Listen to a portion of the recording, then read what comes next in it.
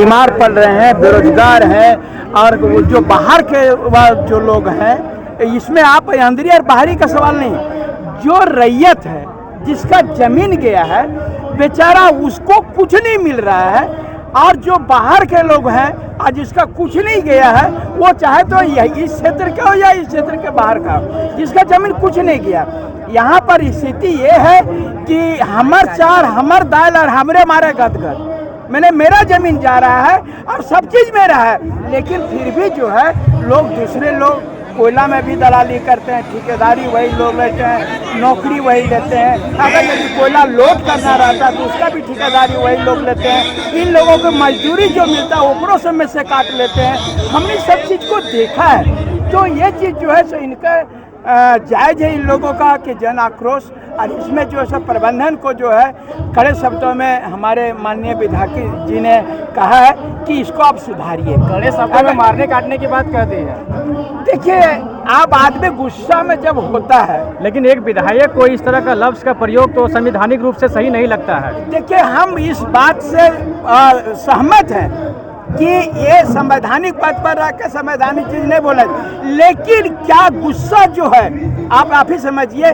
मेरे सामने में हम बहुत बड़ा ईमानदार हैं, और अगर यदि हम मुख्यमंत्री भी हैं और कोई मेरे सामने मेरे भाई को मारेगा, मेरी बहन का इज्जत लूटेगा, तो क्या करेंगे हम लोग? चुप बैठेंगे? तो उसको मारेंगे ना। तो ये गुस्सा है, और ये बोलने का मतलब है कि आप जो है सो सचेत हो जाइए। अगर यदि हम लोग आपका विरोध करने के लिए आए हैं, बात यहीं दब जानी चाहिए, यहीं से अधिकार लोगों को मिल जाना चाहिए, फिर वहाँ तक कैसे पहुँचेंगे हम लोग? जो आप बोल रहे हैं वो जो है वो गुस्सा है, अंदर का खून उन्होंने कहा है 1970-80 का झारखंड बनाना चाह रहे हैं, हिंसात्मक झारखंड, जंगल राज। देखिए जंगल राज आप लोग उसको जैसे थे कि आप विधायक जी बोले कि पारसनाथ में लेके हम लोग कहाँ दफन कर दिए, पता भी नहीं चला। इस सबका भर्सन क्या है इसका? ये आप लोगों से मैं अनुरोध करूंगा कि इस बात को आप समझिएगा कि माननीय विधायक जी अभी पर जो है ना सो जितने भी पार्टी के लोग हैं, हम एक पार्टी का बात नहीं कर रहा हूँ, ये लोग पूरा परिवारवाद पर पूरा ये आ गया था। आप देखिए अर्जुन मुंडा है, वो सांसद हैं, तो पर भी अपनी पत्नी को मीरा मुंडा को लगाए। रघुवर दास हैं, जेवा मुख्यमंत्री भी रहे, तब भी अपनी बहू को लगाए हुए हैं। चंद्र प्रकाश चौधरी जी खुद सांसद हैं, तब भी अपनी बीवी को लगाए हुए हैं।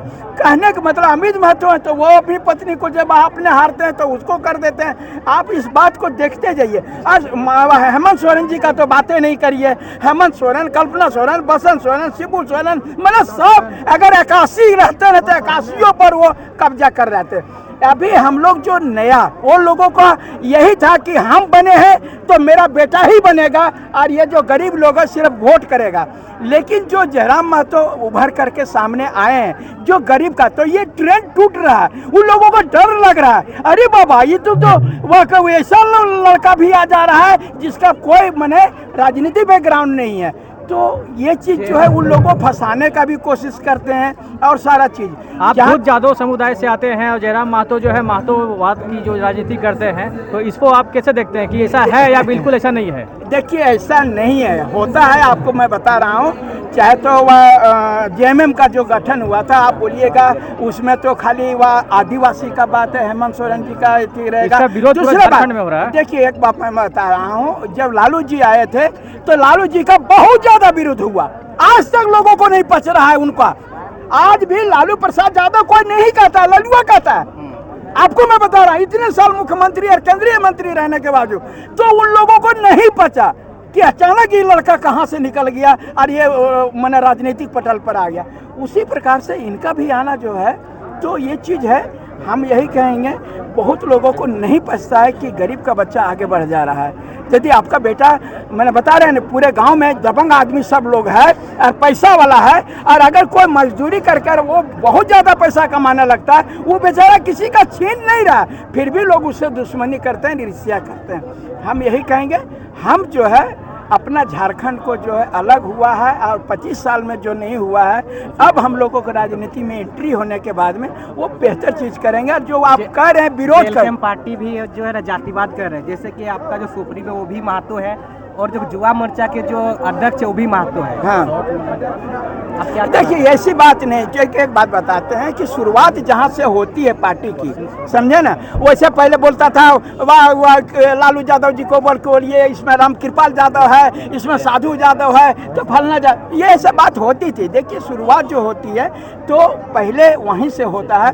अगर यदि वैसा होता तो मैं केंद्रीय उपाध्यक्ष हूँ जेल कैंप का, मैं कोडरमा लोकसभा से प्रत्याशी भी रहा हूँ। और आपको बताते हैं अगर यदि सिर्फ एक जाति का होता तो धनबाद हम लोगों का हॉट सीट था, वह लोकसभा का सीट, वहाँ पर अखलाक अंसारी जी को खड़ा किया गया, ये हजारीबाग में संजय मेहता जी को खड़ा किया गया, मैं मनोज यादव कोडरमा से लड़ा। तो ये तो सभी जातियों का मेल है। और इस प्रकार से जो है अभी कुछ चीज़ें ऐसी होती है, बोल रहे हैं ना रेल टेको आंदोलन इसके पहले भी हुआ लेकिन ककरो दर्द नहीं हुआ, कहे तब जयराम महतो नहीं आया था, तब जयराम महतो नहीं आया।